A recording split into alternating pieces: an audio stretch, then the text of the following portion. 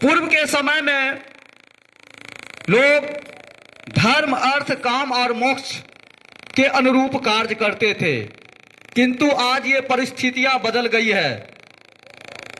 यदि हम केवल और केवल धर्म में रहेंगे, केवल और केवल धन के अर्जित में, अर्थ के अर्जित में समय लगा देंगे, तो फिर हमारा भविष्य, फिर हम चांद पर कैसे पहुंचेंगे या समुद्र के उस छोर तक कैसे जाएंगे।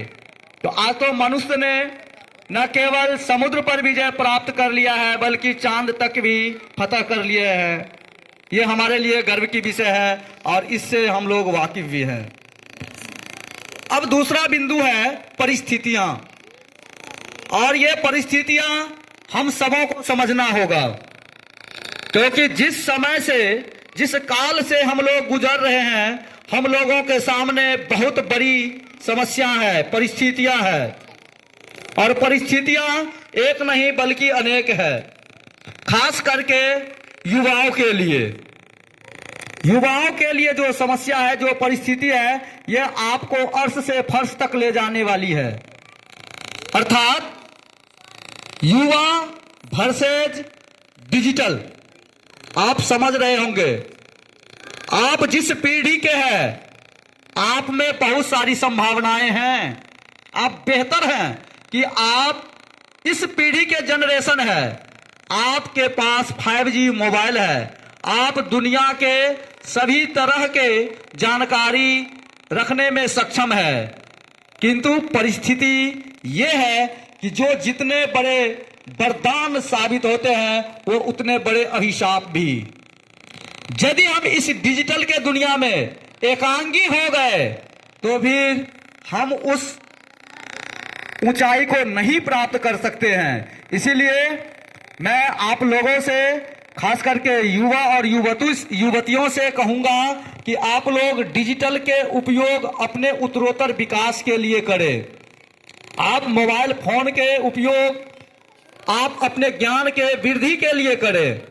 यदि आप इसको सही उपयोग करते हैं, तो आप अपने घर में, इस गांव में, आप भले ही झोपड़ी में रहते हैं, आप खपरेल के घर में रहते हैं, आधा पेट खाते हैं, फिर भी आप दुनिया के बहुत बड़े पद पर पहुंच सकते हैं, यदि आप उसे बेहतर तरीका से उपयोग करते हैं तब। अन्यथा हम उस बुराई के कगार पर भी जा सकते हैं जिसने कभी सोचा नहीं है।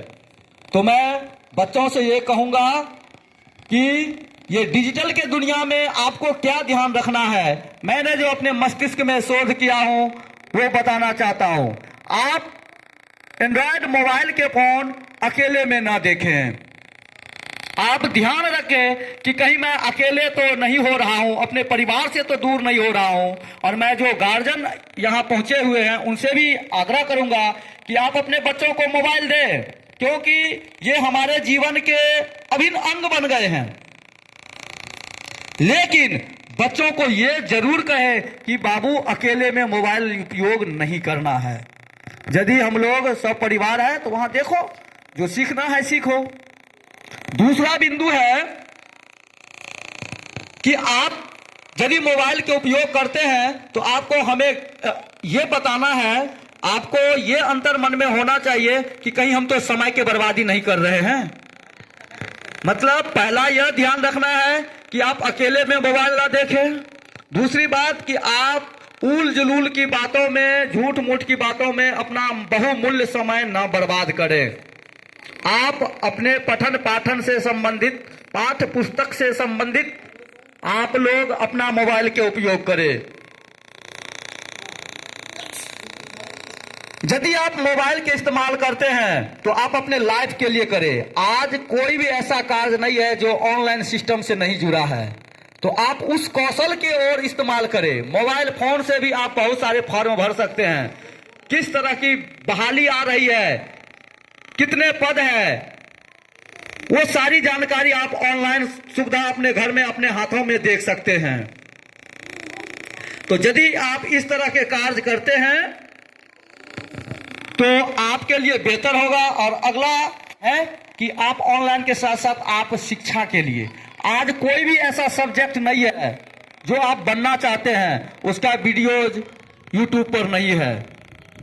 इसीलिए आप शिक्षा के लिए एंड्रॉयड फोन के इस्तेमाल करें। तीसरा जो बिंदु है, पहला बिंदु जाति की पहचान, दूसरा बिंदु मैंने बताया परिस्थिति। तो परिस्थिति के बारे में तो आपको मैंने बता दिया कि एंड्रॉयड मोबाइल फोन आपके लिए वरदान भी है तो अभिशाप भी है, आप किस दृष्टिकोण से उसे इस्तेमाल करते हैं। तीसरा जो बिंदु है वो है परिप्रेक्ष्य, यानी तत्कालिक समय। तत्कालिक समय जो होता है वो आपके लिए स्वर्णमय होता है। कहा गया है कि जो बीत गया ना उसके लिए हमें जो है चिंता नहीं करना चाहिए, भविष्य के लिए भी चिंता नहीं करना चाहिए। जो बीत गया वो बात गया, भविष्य के लिए भी चिंता नहीं करना चाहिए, बल्कि वर्तमान को अनुकूल बनाना चाहिए। यदि आप वर्तमान समय को बेहतर बनाते हैं, वर्तमान समय में बेहतरीन मेहनत करते हैं, तो वो दिन दूर नहीं कि आप अपने समाज के, अपने परिवार के परचम लहराने में कामयाब होंगे। तो परिप्रेक्ष्य को समझिए, तत्काल समय को आपको समझना होगा। खास करके इस विद्यालय में जो नामांकित बच्चे हैं वो जिस प्रकार अपने घर में, चाहे छोटे बच्चे हो या बड़े, बच्ची हो या बच्चे, आप निश्चित रूप से विद्यालय में आपके लिए मुछैली माँ है। मुछैली माँ कभी सुने हो? मुछैली माँ कौन होती है? जितने भी यहाँ शिक्षक हैं वो आपकी माँ की तरह है। जिस तरह से आप अपने माँ के पास अपनी समस्या रखते हो, बेशक बेहिजक किसी भी सर जो आपके पसंद के सर हैं उनसे मिलिए। क्या आपको पठन पाठन में असुविधाएं हैं, घर की क्या परिस्थितियां हैं जो आप नहीं आ पा रहे हैं, आप आइए और अपनी मुछैली माँ से बातचीत कीजिए। देखिए कि जीवन आपका बदला जाएगा, बहुत जल्द बदला जाएगा। जब ये सोच आप में वृद्धि हो गई, आ गई, पनप गई, समझ लेना उसी दिन से आप यूनिक हो अपने देश के लिए, अपने समाज के लिए, अपने परिवार के लिए। दूसरी बिंदु कि जो बच्चे यहाँ आते हैं मैं उनसे आग्रह करूंगा कि कल तक आप क्या थे मुझे नहीं पता, लेकिन जब आप विद्यालय आते हो तो सभी घंटी को पूर्ण करके जाओ। देखो आपके जोड़ा इस इलाका में नहीं रहेगा। इतना विश्वास है कि विद्यालय के जो वातावरण में घुल गए, मिल गए, वो निश्चित रूप से बेहतर हो और बेहतर बनोगे। तीसरी जो बिंदु है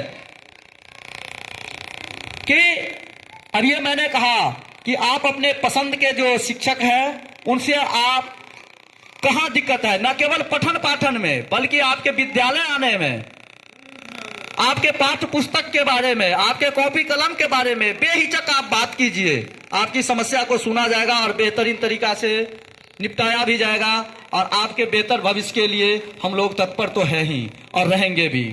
मैं और ज्यादा वक्त नहीं लूंगा। अब निष्कर्ष के रूप में ये बताना चाहूंगा कि धर्म, अर्थ, काम और मोक्ष से कहीं ऊपर आज आ गया है शिक्षा। क्योंकि आपके पास यदि शिक्षा नहीं है तो कुछ भी नहीं है। जिस प्रकार रात के अंधेरापन को दूर करने के लिए हमें रोशनी की आवश्यकता है, ठीक उसी प्रकार से आपके जीवन के लिए, आपके परिवार के लिए, आपके समाज के लिए आप में शिक्षा का होना बहुत बहुत ही जरूरी है।